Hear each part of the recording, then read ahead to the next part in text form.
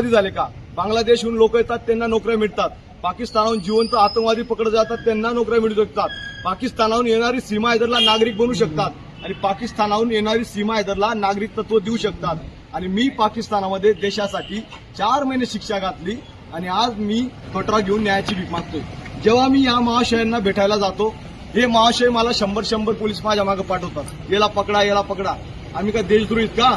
आम्ही जर देशद्रोही असणार तर आम्हाला टाकून द्या जेलमध्ये. आपल्या भारतामध्ये असे असंख्य जवान आहेत, ते आता या आंदोलनामध्ये सहभागी होत आहेत. आता ही न्याय यात्रा थांबणार नाही.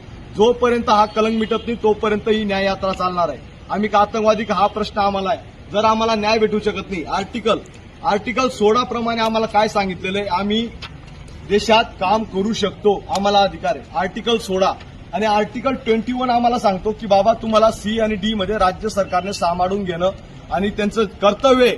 तुमचं जे आपल्या परिवारामध्ये जे शोषण होतं, परिवाराला सांभाळून घेणं, हे आर्टिकल सी डी मध्ये मला पोस्ट स्पेशल सर्व्हिसमध्ये प्रत्येक सैनिकाला ज्यांना सर्व्हिसमधून टर्मिनेट केलं गेलंय त्या जवानांना घेतलं गेलं पाहिजे. म्हणून ही न्याय यात्रा चालू आहे. आता मी कलेक्टर साहेबांना निवेदन देत आहे.